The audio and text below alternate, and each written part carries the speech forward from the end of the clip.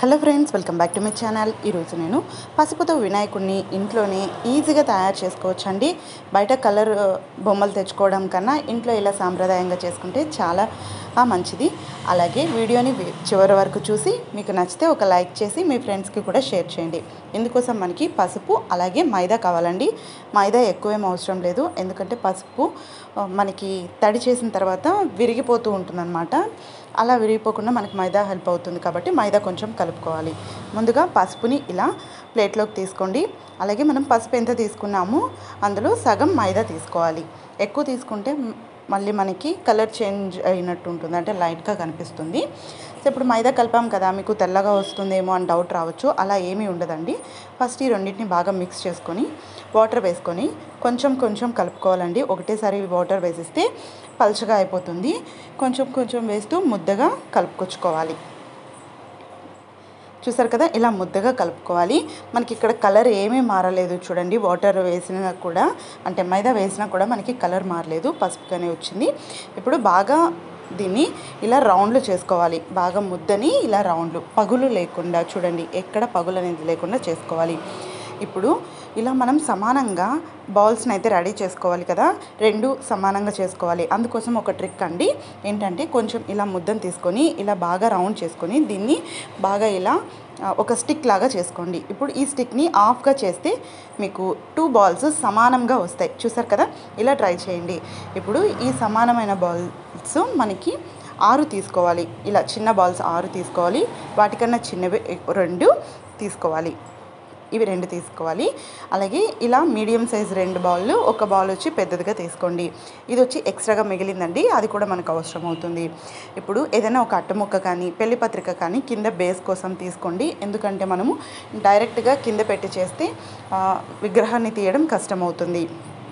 ఇలా రౌండ్గా కట్ చేసుకొని దీని మీద మనం మీడియం సైజ్ 2 చేసుకున్నాం కదా, అందులో ఒక బాల్ తీసుకొని బాగా పల్చగా తట్టుకోండి. మరీ పల్చగా కాదండి, అంటే పీటలాగా అనమాట. మనం పీట వేస్తాం కదా, సో అలా పీటలాగా అనుకొని తట్టుకోవాలి. ఇలా పగుళ్ళు వస్తున్నాయి అనిపిస్తే మీరు అక్కడ కొంచెం తడి చేస్తూ ఉన్నారంటే సరిపోతుంది. ఈ ప్రాసెస్ చేసేటప్పుడు ఫ్యాన్ కింద అస్సలు చేయకండి. ఫ్యాన్ గాలికి ఆరిపోయి మొత్తం పగుళ్ళు వచ్చేస్తాయి అన్నమాట. కాబట్టి ఫ్యాన్ కింద చేయకండి. ఇప్పుడు పెద్ద సైజు ఉంది కదా, దాన్ని తీసుకొని ఇలా నేను ఇక్కడ వీడియోలో చూపిస్తున్న విధంగా ఒత్తుకొని ఈ కింద బేస్కి మీరు అతికించుకోవాలి. అతికించుకోవడానికి చూడండి, ఇలా మనం పసుపు ముద్దని కొంచెం అలా తడి చేస్తూ స్ప్రెడ్ చేశారంటే మనకి అది స్టిక్ అయిపోతుంది. చూసారు కదా, వెనక మనకి ఇలా ఉంటుంది. సో ముందు మనకి ఇలా ఉంటుంది అన్నమాట. ఇప్పుడు చిన్న బాల్స్ మనం 6 చేసుకున్నాం కదా, అందులో 4 తీసుకొని ఇలా స్టిక్ లాగా రెడీ చేసుకోవాలి. ఇలా 4ని ఇలా రెడీ చేసి పక్కన పెట్టుకోండి. అందులో ఇప్పుడు 2 వచ్చి లెగ్స్ అండి. ఇలా 2ని ఇలా మధ్యలో వేలుతో మనం ఇలా ప్రెస్ చేసి రెండింటిని ఇలా ప్రెస్ చేయాలి. మిగతా 2ని ఇలా వీ షేప్లో మడుచుకోవాలి. ఇవి చేతులు. ఇప్పుడు ఈ మనం ఇలా ప్రెస్ చేసాం కదా, ఇవి కాళ్ళు లాగా పెట్టుకోవాలండి. సో ఇలా పెట్టుకోండి. నేనైతే ఒక కాళ్ళు లోపలికి మడిచి ఒక కాళ్ళు మాత్రం బయటకు కనిపించేలా పెడుతున్నాను. మీరు ఇలా అయినా పెట్టుకోవచ్చు, లేదంటే మీరు ఒకటి లోపలికి మడిచినట్టయినా ఇలా అయినా కూడా పెట్టుకోవచ్చు. చూసారు కదా, ఇలా బాగా పసుపు ముద్దికి బాగా అతికించుకోవాలండి. తడి చేస్తూ అతికించుకున్నారంటే మీకు గట్టిగా ఉంటుంది, లేదంటే పార్ట్స్గా వచ్చేస్తుంది. ఇప్పుడు చేతుల్ని ఇలా అతికించుకోండి. వీ షేప్ లాగా అతికించుకొని ఇలా పక్కకి తిప్పుకొని ఈ కింద ఇలా ప్రెస్ చేయండి. ఇప్పుడు ఇక్కడ చూడండి, మీకు అతికినట్టు లేకుండా బాగా ప్రెస్ చేసుకోవాలి. ఇప్పుడు ఇంకొక చేయి కూడా సేమ్ యాజ్ ఇట్ ఈజ్ అలాగే చేసి దీన్ని అభయహస్తం లాగా పైకి ఇలా ప్రెస్ చేసుకోవాలి. ఇప్పుడు మనకి బాడీ పార్ట్ ఆల్మోస్ట్ రెడీ అయిపోయింది. ఇప్పుడు మనకి మీడియం సైజ్ బాల్ ఉంది కదండి, దాన్ని తీసుకొని హెడ్ లాగా పెట్టుకోవాలి. సో ఇక్కడ నేను ప్రతిసారి ఈ కార్డ్బోర్డ్ని పైకి తీసి మీకోసం చూపిస్తున్నాను. మీరైతే మాత్రం అలా తీయకండి, ఎందుకంటే స్టార్టింగ్ చేసే వాళ్ళకి కొంచెం ఇబ్బందిగా ఉంటుంది. ఒకేసారి కింద పెట్టేసుకుని చేసుకోండి, మాటికి తీయకండి. ఇప్పుడు ఇలా మనకి ఎక్స్ట్రా బాల్ ఉంది కదా, దాంట్లో కొంచెం ఇలా తీసుకొని దీన్ని బాగా ఇలా సన్నగా చేసుకొని దీన్ని నేను హారం లాగా వేస్తున్నాను. ఇలా చూసారు కదా, ఇలా హారం లాగా వేసుకోవచ్చు. ఇంకా స్టోన్స్ అవి పెట్టుకోవచ్చు అండి, కానీ మనము సాంప్రదాయంగా చేస్తున్నాం కదా, అందుకని నేను అవి ఏమీ పెట్టట్లేదు. ఓన్లీ పసుపుతోనే చేస్తున్నాను. ఇప్పుడు మనం ఇంకా 2 బాల్స్ ఉన్నాయి కదా చిన్నవి, వాటిని ఇలా ప్రెస్ చేసుకోవాలండి. ఇలా ప్రెస్ చేయండి. ఒక్క సైడ్కి ఒత్తినట్టు ప్రెస్ చేయండి.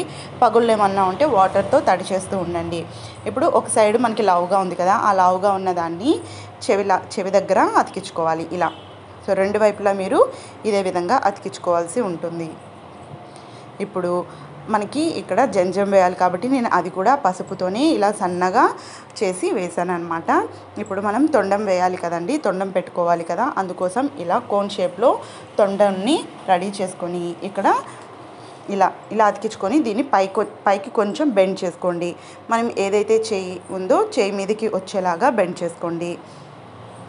చూసారా, మనకి ఆల్మోస్ట్ మొత్తం వినాయకుడు రెడీ అయిపోయాడు. ఇప్పుడు నేను పైన కిరీటం కోసం 3 స్టెప్స్ ఇలా పెడుతున్నాను. చూడండి, ఇలా చిన్నగా రౌండ్ చేసుకొని ఇలా పెడుతున్నాను అనమాట. మీకు ఇంకా ఏమైనా డిజైన్స్ ఉంటే మీరు అలా కూడా మీకు నచ్చినట్లు పెట్టచ్చు. ఇదైతే చాలా సింపుల్గా అయిపోతుందని పెట్టాను. సో ఇలా 3 స్టెప్స్ పెట్టాను అనమాట. మీరు పెద్దది వినాయకుడిని చేసుకోవాలంటే కొంచెం ఎక్కువ వేసుకుంటే సరిపోతుంది. ఇప్పుడు మిరియాల గింజలు తీసుకొని కళ్ళుకి పెట్టేసుకోండి. చూసారా, ఎంతో చక్కగా వినాయకుడు రెడీ అయిపోయాడు. ఇప్పుడు మీ దగ్గర మిరియం గింజలు కాకుండా గురి గింజలు ఉంటే పెడితే ఇంకా మంచిదండి. ఇక్కడ మాకు గురి గింజలు అవైలబుల్లో లేవు. సో ఇప్పుడు ఎలుకను కూడా రెడీ చేసుకోవాలి కదా. సో ఇక్కడ నేను వీడియోలో చూపిస్తున్న విధంగా ఎలుకని ఇలా రెడీ చేసుకోండి. మీరు తనీగా తోకనైతే పెట్టుకోవచ్చు, కానీ అది జారిపోతూ ఉంటుందని నేను తీసుకున్న దాంట్లోని తోకను తయారు చేసుకున్నాను అనమాట. ఇలా తోక పొడవుగా రావాలండి, కాకపోతే నేను వీడియో స్పీడ్ చేయడం వల్ల అది మిస్ అయ్యింది.